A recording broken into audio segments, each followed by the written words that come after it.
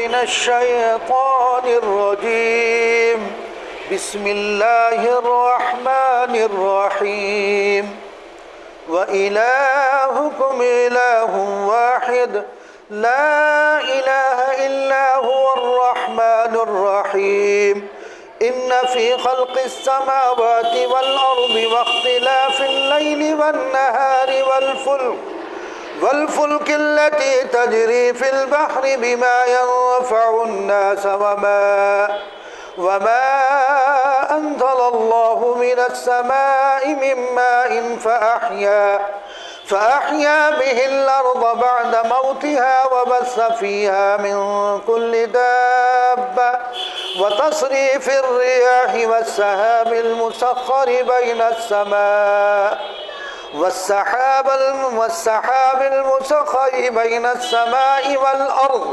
والأرض لآيات لقوم يعقلون۔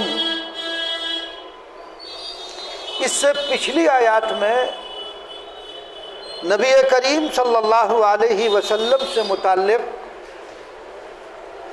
حق کو چھپانے کی بات بیان کی گئی تھی کہ یہود و نصارہ نبی کریم صلی اللہ علیہ وسلم سے متعلق جو پیشین گوئی توریت اور انجیل میں اور زبور میں اللہ تبارک و تعالیٰ نے بیان فرمائی تھی، یہ ان کو چھپاتے تھے، ظاہر نہیں کرتے تھے۔ اس سے متعلق گزشتہ آیات میں بیان کی گئی، پھر اس پر وعید بھی سنائی گئی کہ جب نبی کریم صلی اللہ علیہ وسلم کے ذکر کو چھپاتے کیوں، ظاہر کرو کہ ایک اللہ کے نبی ہوں گے، ان کا نام محمد ہوگا اور وہ اس طرح سے ان پر ایک کتاب بھیجی جائے گی۔ تو توریت میں موجود تھا، اس کا مطلب یہ تھا کہ ہم نے گزشتہ بتلایا تھا کہ وہ توریت پر بھی ان کا ایمان کامل نہیں تھا، بھئی یہ بھی ایک جز تھا نبی کریم صلی اللہ علیہ وسلم کی پیشین گوئی سے متعلق۔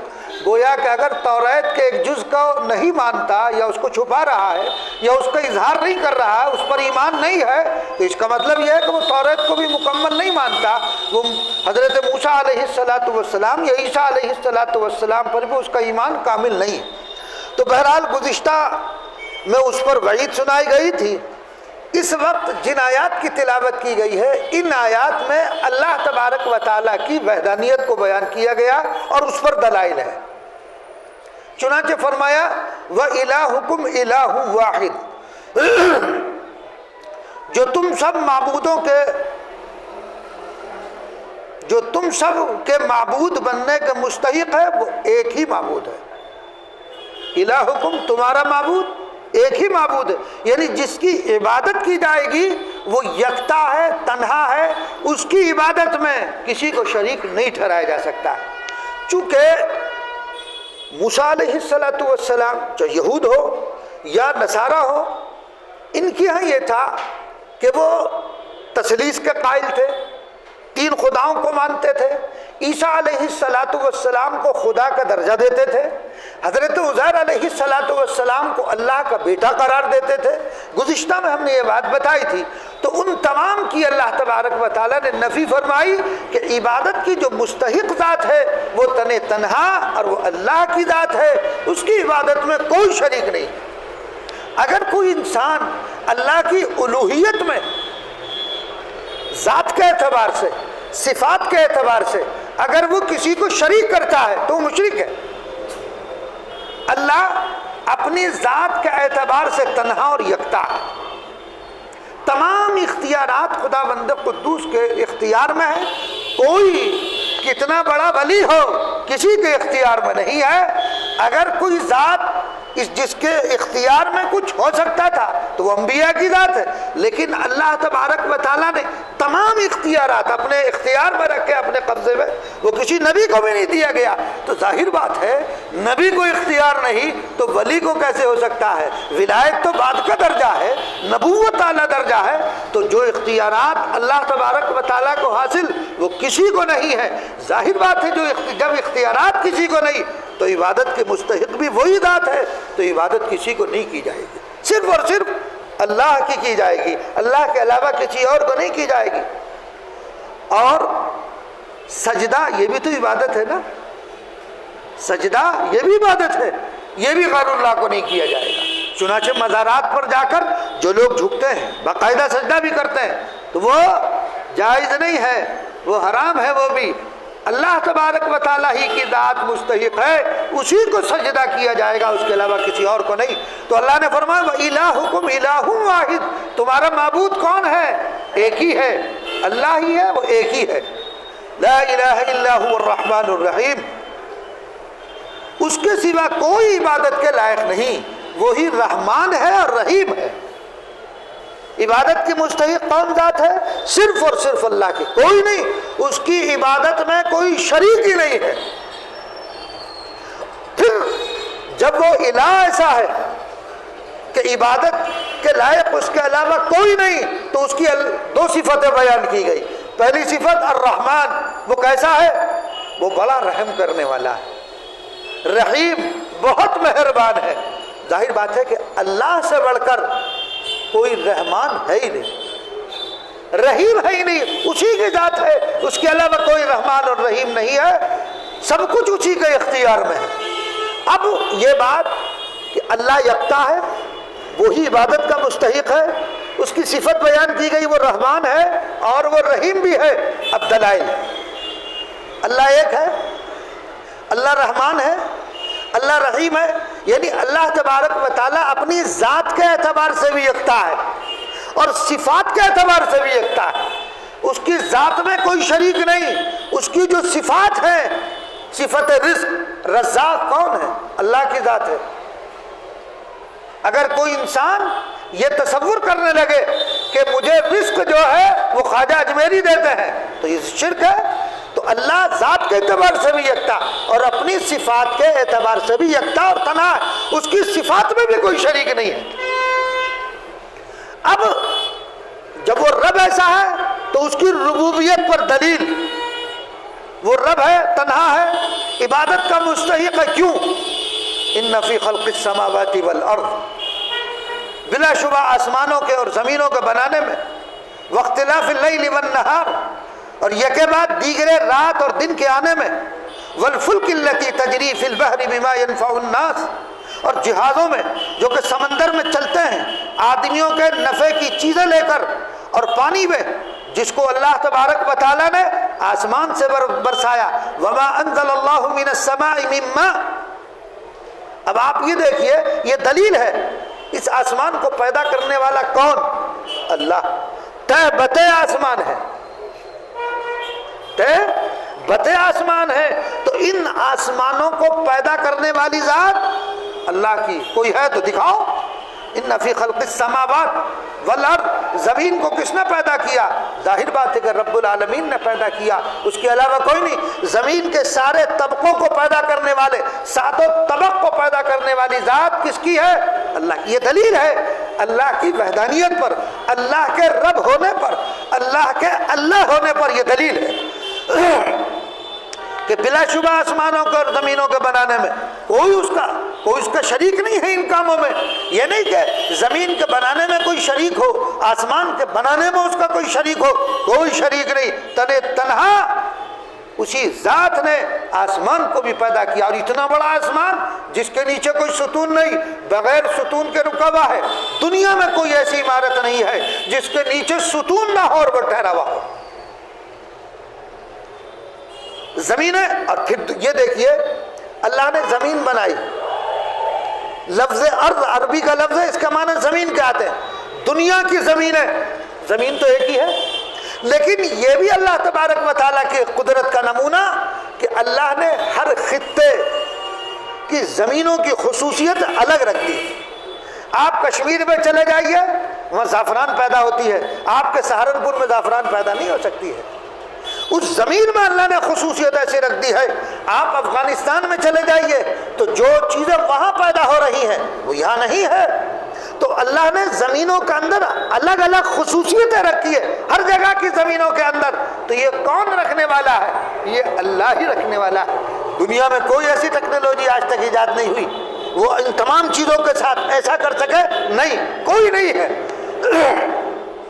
تو آسمانوں کا پیدا کرنے والا، زمینوں کا پیدا کرنے والا، اور یہ اختلاف ہے دن اور رات کا جو اختلاف ہے، کبھی رات بڑی کبھی دن چھوٹا، کبھی دن بڑا، کبھی رات بڑی، تو یہ رات اور دن کا جو اختلاف ہے یہ کون کر رہا ہے؟ اور کہیں رات ہے، کہیں دن ہے، کہیں پر اب دن ہے، ہمارے ہاں رات ہے، یہ کرنے والی ذات کون؟ یہ سب اللہ تبارک و تعالیٰ کی ہی ذات ہے۔ تو واختلاف اللیل والنہار والفلک التی تجری فی البحر، یہ سمندروں میں جو کشتیاں اور سمندروں میں جو جہاز چل رہے ہیں، پہلی بات ٹنوں لوہا اس جہاز میں لگا ہوا ہوتا ہے، یعنی لوہا اس میں لگ رہا ٹنوں، پھر وہ ٹنوں سامان لے کر کے جاتا ہے اور وہ پانی کی سطح کے اوپر چلتا ہے، دیکھا؟ تو وہ کون چلا رہا ہے؟ اس کو چلانے والی ذات کون ہے؟ اللہ۔ زمین پر وہ ٹھہرا ہوا ہے، ورنہ آپ ایک گلاس پانی لو اور اس میں ایک کیل ڈال دو، وہ فوراً نیچے بیٹھ جائے گی، وہ اوپر نہیں رہے گی۔ لیکن وہ جہاز ہے جو چل رہا ہے، جو چل رہا، کون چلا رہا؟ وہ اللہ تبارک و تعالیٰ ہی کی ذات ہے۔ وہ سامان ادھر سے ادھر منتقل کرتا ہے، امریکہ جا رہا، فرانس جہاز لے کر سامان جا رہا، دبئی جا رہا، ادھر سے مال آ رہا، یہ تمام یہ جو جہاز کے جہاز آ اور جا رہے ہیں اور سامان لے کر جا رہے ہیں، اور ٹنوں سامان اس میں بھرا ہوا مگر پھر بھی نہیں ڈوبتا۔ اور پھر ہوا اس کے مخالف نہیں، اس سمت چل رہی ہے، تو ان ہواؤں کو اس سمت چلانے والی ذات کس کی ہے؟ تو فرمایا رات اور دن کے آنے اور جانے اور جہازوں میں جو کہ سمندر میں چلتے ہیں آدمیوں کی نفع کی چیزیں لے کر، اور پانی میں جس کو اللہ تبارک و تعالیٰ نے آسمان سے نازل کیا، وَمَا أَنزَلَ اللَّهُ مِنَ السَّمَاءِ، اللہ نے آسمان سے پانی نازل کیا ہے نا، پانی تھوڑا تھوڑا، آپ نے دیکھا ہوگا، سنا بھی ہوگا، بادل پھٹ گیا، ایک دم سے سیلاب کی شکل نہیں ہے، یہ اللہ تبارک و تعالیٰ اگر چاہے ان بادلوں سے پورا پانی بیک وقت نازل فرما دے، نیچے زمین پر گرا دیا جائے، سب ڈوب جائیں گے۔ چنانچہ جن جگہوں پر آپ نے دیکھا ہوگا کہ صاحب فلاں جگہ پر بادل پھٹا، سارا پانی گرا، وہ بستی بہہ گئی، وہ پہاڑ بھی بہہ کر کے چلا گیا، اللہ تھوڑا تھوڑا پانی آسمان سے زمین پر نازل کرتا ہے۔ تو یہ پانی کو نازل کرنے والا، اور وہ بادل پانی کو لے کر چل رہے ہیں، پانی ان میں بھرا ہوا ہے، ٹنوں پانی اس میں موجود ہے، تو کوئی ستون اس کے نیچے نہیں ہے، وہ ان کو روکے ہوئے کون ہے؟ ان کو روکے ہوئے کون ہے؟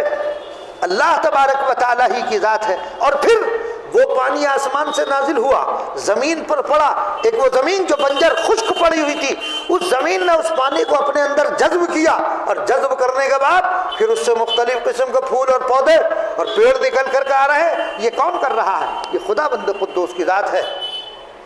تو وَمَا أَنزَلَ اللَّهُ مِنَ السَّمَاءِ مِن مَّاءٍ فَأَحْيَا بِهِ الْأَرْضَ بَعْدَ مَوْتِهَا، اللہ نے کیا فرمایا؟ اور پانی میں جس کو اللہ تبارک و تعالیٰ نے آسمان سے برسایا، پھر اس سے زمین کو تر و تازہ کیا، اس کے خشک ہونے کے بعد فَأَحْيَا بِهِ الْأَرْضَ بَعْدَ مَوْتِهَا، وہ زمین خشک ہو چکی تھی، مر چکی تھی، اس میں صلاحیت نہیں تھی، خشک ہو گئی تھی زمین، لیکن اللہ نے اس زمین کو تر و تازہ کر دیا اس پانی کے برسنے کی وجہ سے۔ اور پھر کیا ہوا؟ وَبَثَّ فِيهَا مِن كُلِّ دَابَّةٍ، اور ہر قسم کے حیوانات اس میں پھیلا دیے، جانوروں کو پھیلا دیا۔ آپ دیکھیں گے پہاڑوں میں چلے جائیے، آپ کو مختلف قسم کے جانور ملیں گے، ان کی روزی کے سامان بھی اللہ نے وہاں پیدا کر دیا۔ آپ اور میں جا رہے ہیں پہاڑوں میں، جو جانور رہتے ہیں، جو جنگلات میں جانور ہیں، ظاہر بات ہے ان کو وہاں روزی کون پہنچا رہا ہے؟ کون دے رہا ہے؟ نہ آپ جا رہے، نہ میں جا رہا، اللہ تبارک و تعالیٰ ہی ان کو روزی پہنچا رہا ہے۔ تو زمین کے اندر اگنے کی صلاحیت کون پیدا کر رہا ہے؟ وہ اللہ تبارک و تعالیٰ ہی کی ذات ہے۔ وَبَثَّ فِيهَا مِن كُلِّ دَابَّةٍ، ہر قسم کے حیوانات اس میں پھیلا دیے۔ وَتَصْرِيفِ الرِّيَاحِ وَالسَّحَابِ الْمُسَخَّرِ بَيْنَ السَّمَاءِ وَالْأَرْضِ، اور ہواؤں کے بدلنے میں دیکھو، آپ نے دیکھا ہوگا آج پوروا ہے، کل پچھوا ہے، ہوا کبھی پوروا کبھی پچھوا، تو پوروا کون چلا رہا؟ کوئی مشین ہے؟ کوئی ایسی ٹیکنالوجی ہے جس کے ذریعے سے آج پورب کی طرف کو ہوا چل رہی ہے، جس کی وجہ سے پچھم کی طرف کو ہوا چل رہی ہے؟ تو یہ پوروا اور پچھوا ہواؤں کا چلانا یہ کس کا کام ہے؟ یہ صرف اور صرف اللہ تبارک و تعالیٰ ہی کا کام ہے۔ یہ ہواؤں کے بدلنے میں کام اسی کا ہے۔ اور ابر میں جو آسمان اور زمین کے درمیان مقید رہتا ہے، وَالسَّحَابِ الْمُسَخَّرِ بَيْنَ السَّمَاءِ وَالْأَرْضِ لَآيَاتٍ لِقَوْمٍ يَعْقِلُونَ، ابر بادل جو پانی جس کے اندر بھرا ہوا ہے وہ آسمان اور زمین کے درمیان معلق ہے، تو اس کو کون معلق کیے ہوئے ہے؟ چاہے تو وہ پورا بادل گر جائے، ایک سیلاب کی شکل میں اوپر سے پانی آئے، ساری بستیاں بہہ جائیں گی، نام و نشان باقی نہ رہے گا۔ تو یہ کون کر رہا ہے؟ یہ صرف اور صرف اللہ تبارک و تعالیٰ کی ذات ہے۔ لآیات لقوم یعقلون، دلائل ہیں ان لوگوں کے لیے جو عقل رکھتے ہیں، جو سمجھ رکھتے ہیں، جو فہم رکھتے ہیں، یہ دلائل ہیں۔ آپ ان دلائل سے سوچو کہ یہ تمام نظام کیسے چل رہا ہے۔ یہ خود بخود تھوڑی چل رہا ہے۔ ایک گھر ہوتا ہے، چھوٹا سا اپنا گھر، چھوٹی سی فیملی، خود بخود چلتا ہے اس گھر کا نظام؟ ظاہر بات ہے اس گھر کے نظام کو چلانے والا کوئی ہے۔ اتنا بڑا دنیا کا نظام، سورج اپنے وقت پر نکلتا ہے، ڈوب جاتا ہے، رات آتی ہے، چلی جاتی ہے، دن آ جاتا ہے، اس نظام کو چلانے والا کوئی نہیں ہوگا۔ اس نظام کو چلانے والی ذات ہے، وہ کون ہے؟ وہ صرف اللہ تبارک و تعالیٰ کی ذات ہے۔ تو بتانا اللہ کی وحدانیت پر دلائل ہیں یہ تمام کے تمام۔ تو دیکھو جو رات اور جو زمین کا پیدا کرنے والا، آسمانوں کا پیدا کرنے والا، رات اور دن کا اختلاف اور آسمان سے پانی کا نازل کرنے والا، یہ کون کر رہا ہے؟ یہ اللہ۔ لہذا معلوم ہوا جو ذات ان تمام کام کو انجام دے رہی ہے وہی ذات عبادت کی مستحق ہے اور وہ تنہا ہے۔ تو یہاں اللہ تبارک و تعالیٰ نے دلائل دیے گئے ہیں وحدانیت کے، اللہ کے ایک ہونے پر دلائل ہیں۔ اللہ تبارک و تعالیٰ کی عبادت میں کوئی شریک نہیں، صرف اور صرف اللہ تبارک و تعالیٰ کی تنہا ذات ہے جو اس کارخانے عالم کو چلا رہی ہے۔ بہرحال تو ان دلائل اور نشانیوں کو بیان فرما کر جو ایک وجود موجود ہے وہ کون ہے؟ قادر مطلق، مختار کل، حکیم و علیم، واحد و یگانہ، سانے کا پتہ دیتے ہیں۔ ارشاد فرمایا لآیات لقوم یعقلون، عقل مندوں کے لیے قدرت خدا کی نشانیاں، اس کی وحدانیت، معبودیت، رحمانیت، رحیمیت کی دلیل ہے جن سے عقل مند اور سمجھ رکھنے والے لوگ اپنے معبود حقیقی کے وجود کو سمجھ سکتے ہیں۔ اگر ان دلائل کے باوجود کوئی اللہ کی حقانیت کو اور اس کی وحدانیت کو اور اس کی معبودیت کو اور اس کی رحیمیت کو قبول نہ کرے تو اس سے بڑا بے وقوف کوئی نہیں ہے۔ اللہ تبارک و تعالیٰ اس عقیدہ توحید کو ہمارے دل و دماغ میں اچھی طرح جما دے اور اللہ اس پر ہمیں عمل کی توفیق عنایت فرمائے۔ اللہم صلی علی سیدنا و نبینا و مولانا محمد عبدہ و رسولہ ربنا ظلمنا انفسنا وان لم تغفر لنا وترحمنا لنکونن من الخاسرین۔ اے اللہ ہمارے گناہوں کو معاف فرما، خطاؤں کو درگزر فرما، ہم سب پر رحم اور کرم کا معاملہ فرما۔ اس مجلس میں جتنے لوگ موجود ہیں اے اللہ ان کی ہر جائز مراد کو پورا فرما، پورے عالم کے مسلمانوں کی حفاظت فرما، غزہ کے مسلمانوں کی بھی حفاظت فرما۔ اے اللہ اسلام اور مسلمانوں کے خلاف جو سازشیں کی جا رہی ہیں تو ان کو ناکام فرما، ان سازشوں کو انہی پر الٹ دے۔ ہمیں شریعت مطہرہ پر عمل کی توفیق عنایت فرما، ہمیں سنت و شریعت پر قائم رہنے کی توفیق عنایت فرما اور ہماری نسلوں میں بھی اس دین کو منتقل فرما۔ نبی کریم صلی اللہ علیہ وسلم نے جو خیر کی دعائیں مانگی ان میں ہمارا حصہ عطا فرما، اور